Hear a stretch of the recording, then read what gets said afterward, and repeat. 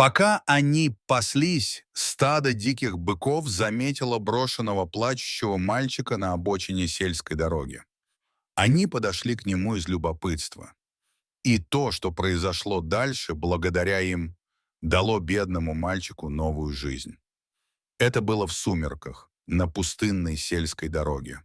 В полях по обе стороны было тихо, только тихо шелестела трава и дул легкий ветерок. Вдалеке мирно паслось небольшое стадо диких быков, но на обочине дороги сидел и плакал маленький мальчик, не старше 6 лет. Его одежда была грязной и изорванной, а лицо залито слезами. Он выглядел потерянным и испуганным и оглядывался по сторонам, словно надеясь, что кто-нибудь придет ему на помощь. Затем дикие быки подняли головы, навострили уши и, казалось, почувствовали тревогу мальчика. Они осторожно двинулись к нему. Страх мальчика на мгновение был забыт. Он был заворожен видом приближающихся мощных животных. Быки окружили его плотным кольцом. Вперед выступил один из быков и легонько толкнул мальчика носом. Страх мальчика начал отступать, когда он заглянул в спокойные глаза быка.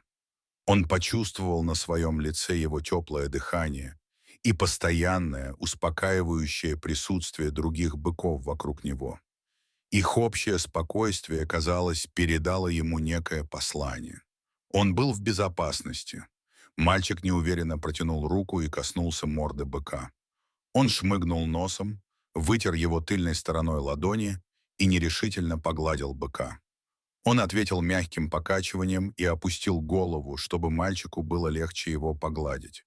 Ободренный, он запустил пальцы в его густую шерсть. Она казалась шелковистой, когда он пропускал ее сквозь свои маленькие пальцы. Постепенно мальчик начал расслабляться. Присутствие быков действовало на него успокаивающе, чего он никак не ожидал. Казалось, они понимали его страх и одиночество, а их ласковое поведение помогло успокоить его расшатанные нервы.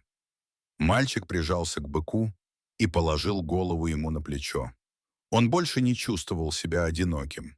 Дикие быки приняли его в свой круг. Этот бык, в частности, казалось, взял на себя роль опекуна. Он стоял рядом с мальчиком и время от времени подталкивал его локтем, словно желая заверить, что все будет хорошо. Слезы мальчика высохли. Он оглянулся на других быков.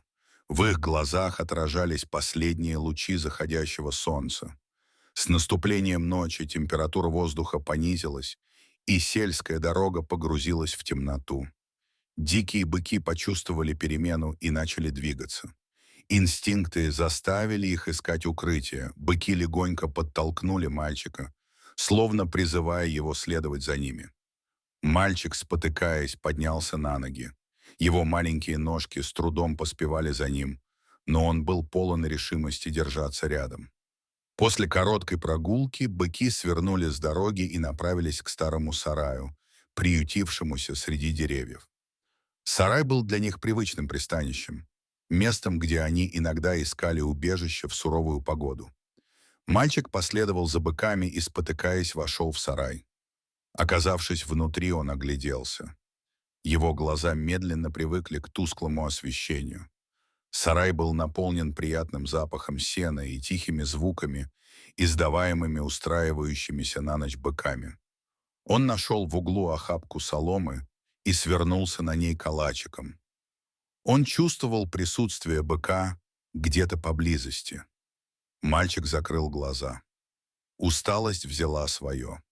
Тем временем владелец конюшни, пожилой мужчина по имени Роберт, совершал свой ночной обход. Он владел этим поместьем десятилетиями и знал здесь каждый дюйм.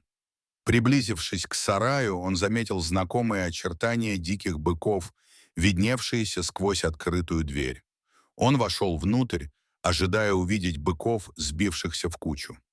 Вместо этого его глаза расширились от удивления, когда он увидел маленькую фигурку, свернувшуюся калачиком на соломе в окружении быков. «Что, черт возьми?» – прошептал он. Подойдя ближе, он понял, что это был маленький мальчик, мирно спавший среди быков.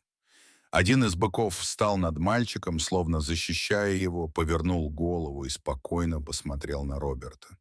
Первоначальный шок старика сменился беспокойством. Он опустился на колени рядом с мальчиком, стараясь не напугать его. «Привет, малыш», — тихо сказал он, касаясь плеча мальчика. Мальчик пошевелился, его глаза приоткрылись. На мгновение он растерялся, но потом увидел знакомое лицо быка и расслабился. В голове Роберта роились вопросы. Откуда взялся этот мальчик? Как он оказался здесь, наедине с дикими быками? Он посмотрел на мальчика и заметил грязь и слезы на его лице. «Как тебя зовут, сынок?» — мягко спросил он. Мальчик ответил не сразу. Он все еще был сонным. Он огляделся по сторонам и, наконец, сказал, что его зовут Майк. У Роберта защемило сердце при виде испуганного маленького мальчика. «Ну что ж, Майк, теперь ты в безопасности. Меня зовут Роберт. Давай зайдем в дом, и мы во всем разберемся». Мягко уговаривая, Роберт помог Майку подняться на ноги и повел его к дому. Мэр проводил их до дверей амбара и смотрел, как они уходят. В доме Роберт дал Майку теплое одеяло и миску супа. Мальчик ел с жадностью. Роберт наблюдал за ним, все еще пытаясь сложить воедино события, которые привели мальчика сюда. Когда он покончил с едой, Роберт сел рядом с ним. «Ты можешь рассказать мне, что произошло, Майк? Как ты там оказался?» Глаза Майка наполнились слезами. Он глубоко вздохнул и сказал, что заблудился. Он пытался найти дорогу домой, но не смог. Он не знал ни своего адреса, ни фамилии. Роберт внимательно слушал, его сердце было полно сострадания. Он понимал, что Майку пришлось пережить тяжелое испытание, но было что-то особенное в том, как быки отнеслись к нему. Он решил помочь мальчику, надеясь, что его семья скоро приедет за ним. Первые 2 дня были трудными для Майка. Хотя дом Роберта был теплым и уютным, он все равно казался незнакомым. Майк ужасно скучал по своей семье. Мысль о разлуке с ними наполняла его тревогой. Он часто сидел у окна и смотрел на поля, надеясь увидеть знакомое лицо или знак того, что его семья едет за ним. Роберт изо всех сил старался, чтобы мальчик чувствовал себя как дома. Он готовил еду, рассказывал истории и даже принес несколько игрушек, которые хранил от своих собственных детей. Но Майк оставался замкнутым. Его мысли постоянно возвращались к семье. Связь, которая была у него с дикими быками, казалось, была его единственным утешением. Однажды утром Роберт заметил, что Майк был необычно бледным и вялым. Обеспокоенный, он решил отвезти его в местную клинику. «Ну же, Майк», — мягко сказал он, — «мы собираемся сходить к врачу, просто чтобы убедиться, что с тобой все в порядке». В клинике врач провел тщательный осмотр. Он нахмурился, проверяя показатели Майка. У мальчика недостаточное питание.